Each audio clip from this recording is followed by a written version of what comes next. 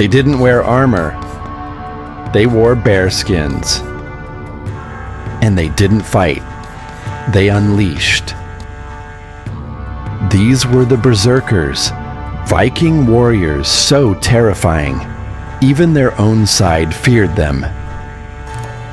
They'd scream, bite their shields, and charge into battle like rabid animals. No fear, no mercy, no pain. Were they high on hallucinogenic mushrooms? Possessed by Odin himself? Or just so angry they turned into living weapons?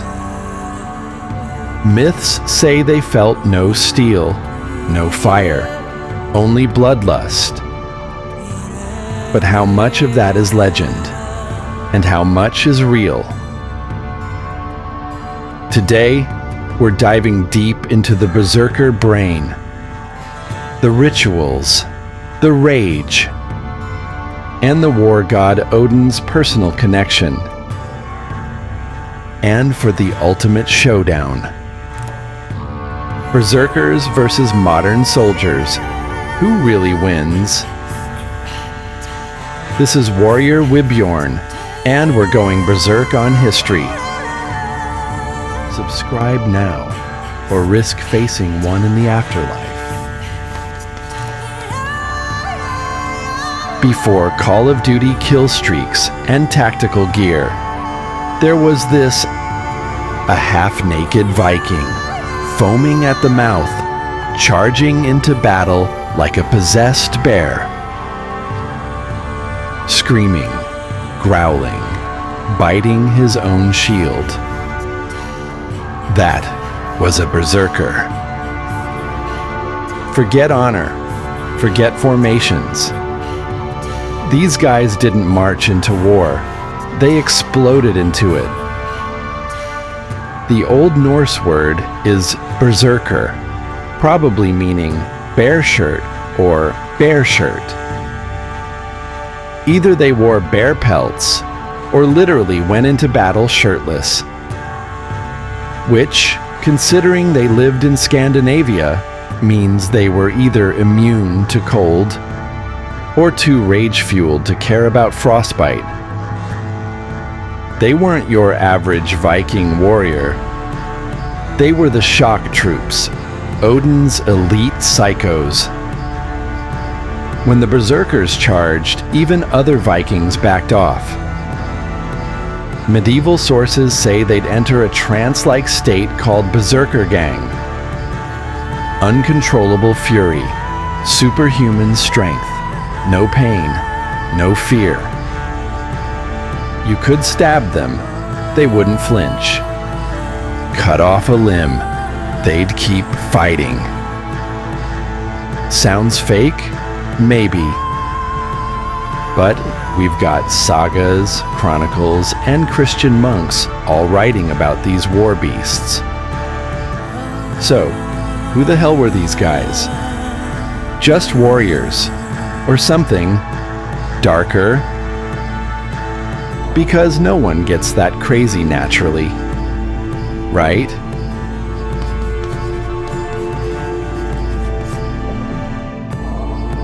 To understand Berserkers, you have to understand Odin, the Allfather, the god of war, wisdom, and madness. Odin wasn't your chill, wise Zeus figure. He was a one-eyed knowledge junkie who sacrificed his eye, hung himself from a tree for 9 days, and whispered to the dead. And guess what? Berserkers were his. They weren't just brutes. They were seen as spiritually touched, chosen, cursed, maybe both.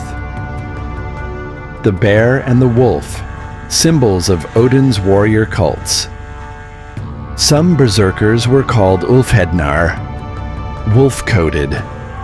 Not metaphorically, like actual wolfskins. Sagas say they fought with Odin's frenzy. that they became animals, shapeshifters, werewolves even. And back then, people believed it. You didn't just fear a berserker, you feared the curse that came with killing one. Odin didn't protect cowards. So yeah, that war cry echoing across the fjords, that wasn't just rage, that was divine madness. Before the battlefield came the rituals. These dudes didn't just wake up angry, they worked for it. Some accounts say they chanted. Others say they bit their shields and howled like beasts. Some historians think they used Amanita muscaria, a red and white psychedelic mushroom. Yep, the Santa shroom. Trip hard enough, and suddenly, battle sounds like a great idea. And then came the Berserker gang. Eyes rolled back, foam at the mouth, trembling, and then, boom, full Viking Hulk mode. They'd throw off their cloaks, their armor, sometimes even their weapons. Go in barehanded. One saga tells of berserkers killing 16 men before being taken down. Another says they broke enemy shields with their teeth. Some kings kept berserkers as personal bodyguards. Others banned them outright. Too dangerous, even for Vikings. Think about that. Too dangerous. For Vikings. After battle, they collapsed, exhausted, drained, vulnerable, like the rage had possessed them and then left their bodies. Okay, let's get academic for a sec. Did berserkers actually exist, or were they just Viking fanfic? There are real records. The Ynglinga saga describes them.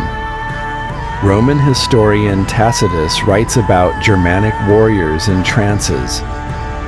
Even Christian monks were like, these dudes, total demons.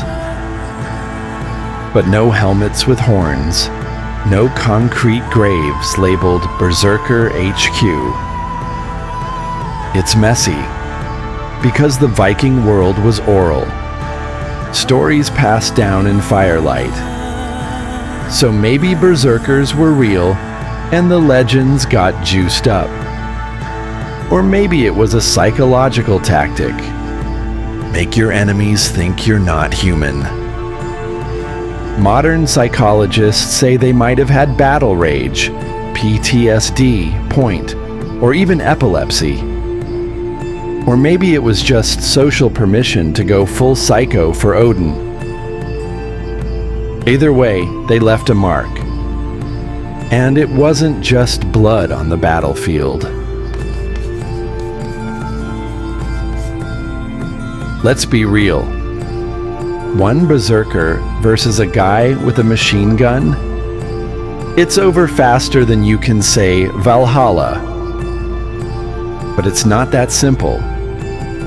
Berserkers were shock weapons, human chaos bombs. Drop them into an enemy line and watch morale collapse.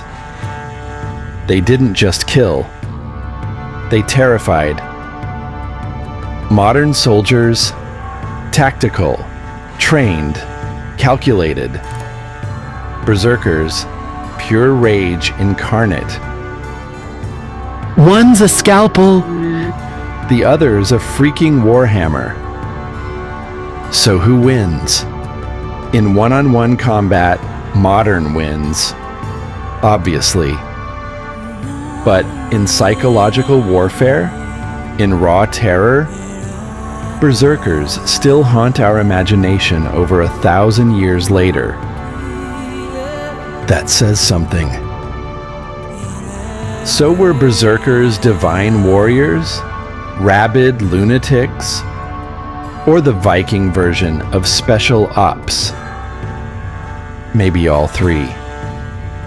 They fought like monsters, died like legends, and live on as one of the most terrifying icons of war history. Odin may have claimed their souls, but we get to tell their stories. And this was WarriorWybjorn. If you love warriors, war history, and battle legends that make your blood boil, subscribe, like, hit that bell. Or next time you hear a howl in the woods, it might not be a wolf. See you in the next raid.